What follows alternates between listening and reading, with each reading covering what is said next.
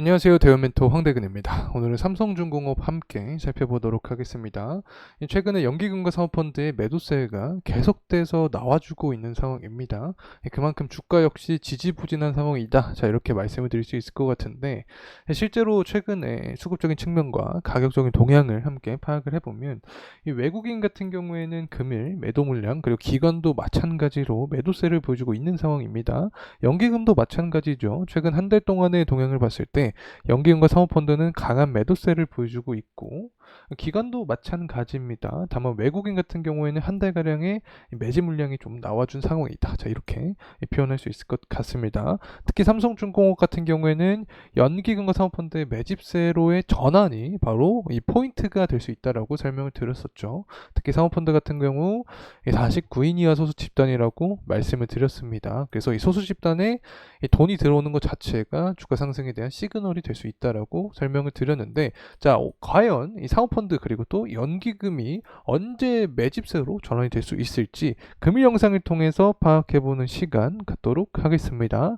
자, 그리고 나서 이제 가격적인 흐름세를 보더라도 이 삼성중공업 같은 경우에는 5월 13일 최고가를 기록을 하고 나서 주가의 하방 압력을 현재 받고 있는 상황이다. 자, 이렇게 표현할 수 있을 것 같습니다. 전반적으로 중장기적인 방향성에 대해서 이야기해보는 시간 갖도록 하겠습니다.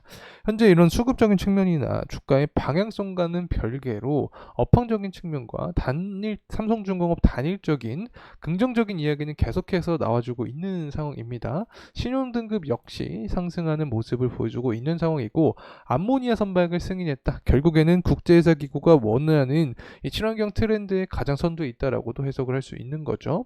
자, 그리고 나서 현재 원전이 굉장히 뜨거운 상황입니다. 체코 원전 수주가 코앞에 남아있는 상황인데, 이렇게 전력 수요가 증가를 하면 SMR 관련된 기업이 또 삼성중공업입니다. 해상 SMR에 대한 수요 역시 받을 수 있는 상황이고, 유가 역시 상승한 모습을 보여주고 있는데, 이 부분이 과연 삼성중공업의 중장기적인 주가 방향성에는 어떻게 미칠 수 있는지, 그리고 유가가 상승한 그 이면의 이야기는 무엇인지 전반적으로 삼성중공업의 앞으로의 방향성에 대한 부분 분석해보는 시간 갖도록 하겠습니다. 구독과 좋아요 부탁드리고, 그럼 이 영상도 끝까지 시청해주시면 감사하겠습니다. 자, 우선은 조선업 관련된 긍정적인 이야기가 나와주고 있습니다. 실적적인 부분이 부각이 되면서 신용 역시 상향된 모습을 보여줄 가능성이 높다. 특히 최근에 이 삼성중공업의 기업의 신용 등급을 보게 되면 BBB에서 BB플로 바뀌었습니다. BBB는 그냥 긍정적인 재무 구조라고 볼 수 있는 거고, 신용 등급이라고 볼 수 있는 거고, BB플러스는 안정적으로 볼 수 있다. 자, 이렇게 해석을 할 수 있겠죠. 삼성중공업의 수주 잔고는 1분기 말 기준으로 33조 2천억에 달하고 있다. 그래서 우리가 예상된 이 수주 잔고 현황을 계속해서 유지 중인 상황이다. 이렇게 말씀을 드릴 수 있습니다. 그리고 또 최근에 이 KR 한국 성급이죠. 삼성중공업이 이 초대형 암모니아 선박 개념을 승인했다라는 이야기가 나와주고 있습니다. 이 전반적으로 뭐 암모니아든지 다른 이 친환경 관련된 부분이 앞으로 이 조선업에서 가장 중요한 핵심이 될 수 있다라고 설명을 드렸는데, 이 부분을 잘 이행하고 있다라는 부분을 우리가 그냥 간단하게 체크만 하고 넘어가면 좋을 것 같습니다. 자, 그리고 나서 이제 해상 SMR 관련된 이야기를 하려고 하는데, 뭐 삼성중공업 같은 경우에 특징이 뭐 다양하게 있죠. 다른 조선주와는 다른 장점이 있는데, 바로 FLNG죠. 해양 플랜트 관련된 부분입니다. 뭐 최근에 영일 만에 석유랑 가스가 매장돼 있다라는 이야기와 함께 뭐 삼성중공업도 플랜트 관련된 종목이기 때문에 주목을 받았었죠. 그리고 다른 뭐 기자재 종목들도 주목을 받았던 이력이 있는데, 어쨌든 FLNG뿐만 아니라 해상 SMR 관련된 이슈도 받을 수 있는 상황입니다. 특히 해상 SMR 같은 경우에는 시장 규모가 2027년부터 2040년까지 연평균 성장률이 거의 한 30%가량이 됩니다. 특히 최근 들어서 원전 관련된 이야기가 계속해서 나와주고 있죠. 제가 뭐 원전에 대한 분석도 진행을 하고 있는데, 일단 체코 원전 수주가 가시화가 되고 있는 상황입니다. 프랑스와 한국의 2파전인 상황인데, 만약에 한국이 프랑스를 물리치고 수주를 한다라는 이야기가 나와주게 되면 이제 다음 원전 관련된 이슈가 SMR로 쏠릴 수 있게 됩니다. 그러면 파생되면서 해상 SMR 관련된 이야기도 나와줄 수 있게 되는 거죠. 이 부분에 의해서 삼성중공업 역시 수혜로 작용이 될 수 있다는 점 말씀을 드리고, 뭐 전력 수요 같은 경우에는 제가 말씀을 안 드려도 계속해서 상승하는 측면은 아마 아실 거라고 생각합니다.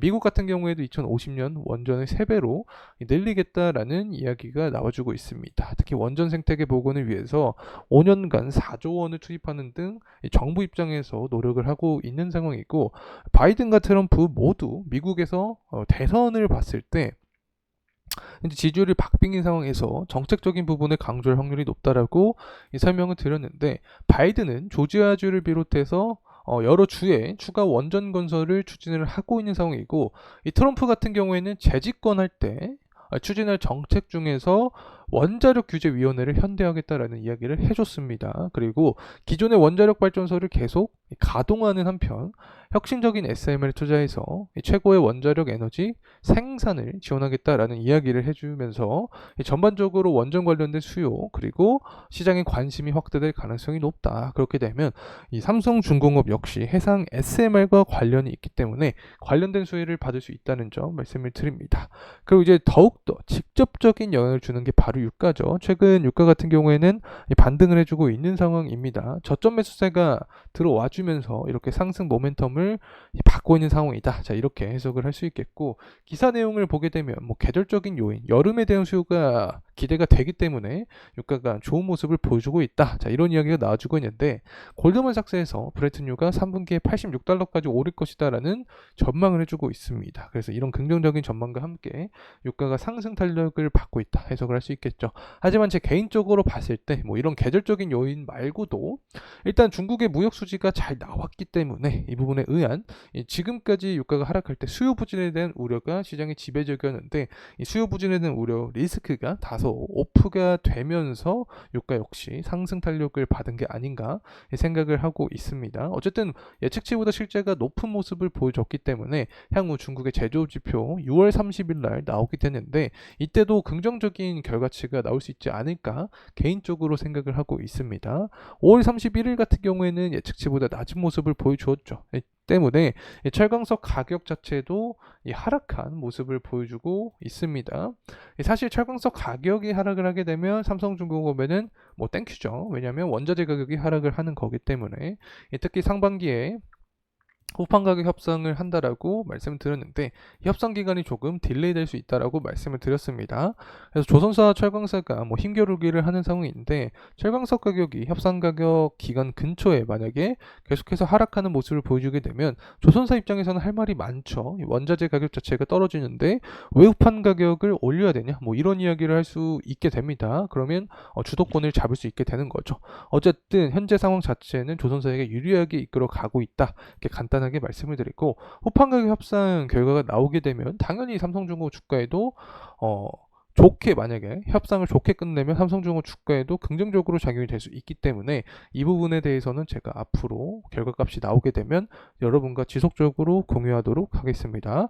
자, 그리고 나서 환율적인 측면도 살펴보려고 하는데, 6월 7일 날 강하게 좀 반등을 해준 모습을 보여주고 있습니다. 그러면서 재차 1377원 정도의 가격대를 형성을 해주고 있는데, 일단 4월 달에 1400원대 환율대를 보여줬었죠. 그래서 환율이 다시 한번 1400원 정도를 돌파를 해주면, 근접해주면 시장의 리스크가 작용이 될 가능성이 높다, 이렇게 해석을 할 수 있습니다.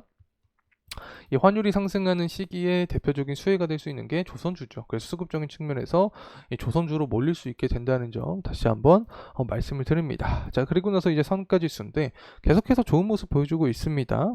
개인적으로 분석을 했을 때 이 신조선가지수 같은 경우에는 24년까지 계속 우상향하는 모습을 보여주지 않을까 생각을 하고 있습니다. 이 부분은 결국에 이 산업의 구조적인 측면과 관련이 있다라고 생각을 하는데, 결국에 신규 선박에 대한 선별 수주하는 거죠. 그래서 높은 선가만 선별 수주하니까 저가는 안 받고 높은 선박에 대한 수주만 계속해서 진행을 하기 때문에 선가지수는 우상향할 전망을 한다. 특히 선가지수가 조선주 주가에 직접적인 영향을 주기 때문에 이 부분을 계속해서 추적을 해 나가고 있다는 점 다시 한번 말씀을 드립니다. 자, 이제 가격적인 흐름에서 함께 살펴보도록 하겠습니다. 금일 같은 경우는 한 1%가량의 하방 압력을 받고 있는 선간이다. 자, 이렇게 말씀을 드릴 수 있습니다. 특히 우리가 살펴볼 수 있는 게 6월 3일입니다. 당시에 고가 기준으로 한 10%가량의 상승 모멘텀을 받았는데 윗꼬리가 좀 강하게 출현을 해줬죠. 그만큼 매도 물량에 대한 심리가 작용이 되었다, 이렇게 설명을 드릴 수 있습니다. 당시에 이러한 주가 상승에 대한 이유는 뭐 결국에 영일 만에 석유랑 가스, 매장돼 있을 가능성이 높다. 그래서 해양 플랜트 관련된 삼성중공업이 주목을 받으면서 이렇게 강한 모멘텀을 받았던 순간입니다. 하지만 그 이후에 주가의 하방 압력을 현재까지 받고 있는 상황이다. 자, 이렇게 해석을 할 수 있습니다.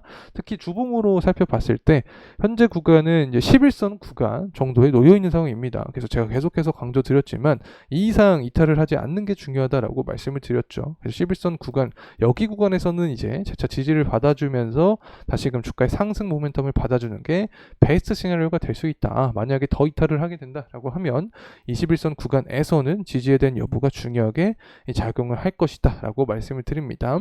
자, 그리고 주가 상승의 모멘텀은 과연 무엇이 될 수 있을까를 좀 설명을 드려보면 결국 유가가 다시 한번 뭐 80불 이상 80불 후반대 그리고 90불 정도 형성을 해주면 고유가 시대가 다시 한번 돌아올 수 있을 것이다라는 기사가 나올 수 있습니다. 그리고 나서 이 환율의 상승 그리고 전쟁 리스크가 부각이 되면 이 대표적으로 공통적인 수혜를 받는 게 조선주다. 그래서 조선 관련된 수급이 들어올 확률이 존재한다. 자, 이렇게 말씀을 드렸었죠. 자, 그리고 나서 2분기 실적 시즌이 다가오게 되면 삼성중공업 같은 경우에는 들으신 매각 대금이 반영될 수 있다라고 설명을 드렸죠. 그렇게 되면 이 부분에 의해서 주가 역시 부양된 모습을 기대를 할 수 있지 않을까 생각을 하고 있습니다. 또 재무적인 측면을 보더라도 23년에 비해서 24년 정말 강한 상승세를 보여줄 전망을 해주고 있습니다. 특히 23년 단기순이익 적자폭에 대해서 제가 설명을 드렸던 부분이 SK해운 그리고 가스공사와 소송 건수가 일회성 비용으로 작용이 됐기 때문에 이렇게 단기순이익 적자를 기록을 한 건데 이 부분은 추후 25년, 26년 환입될 가능성이 높다라고 말씀을 드렸죠. 그리고 들으신 매각 대금 같은 경우에는 이제 분기별로 2분기부터 계속해서 반영이 될 확률이 높다. 그래서 예상된 컨센보다 실적이 높은 모습을 보여주게 되면 기사가 나올 확률이 높습니다. 뭐 예를 들어서 업황이 갖춰져 있다. 그러면 환율이 높고 그리고 유가도 높은 고환율 고유가 시대에서 성과지수도 높아진다. 이런 상황에서 삼성중공업이 실적이 예상보다 높은 모습을 보여준다 하면서 수급이 붙을 확률이 있다. 그렇게 되면 주가 역시 다시 한번 상승 탄력을 받을 수 있게 되지 않을까 생각합니다. 그렇게 되면 우선 5월 13일 날 기록했던 이 고점 구간을 돌파를 하는 것을 우리가 포인트로 삼아야 되지 않을까 개인적인 생각을 하고 있습니다. 자, 이상으로 삼성중공업에 대한 영상 마무리하도록 하겠습니다. 금일 시간이 도움이 되셨다면 구독과 좋아요 부탁드리겠습니다. 감사합니다.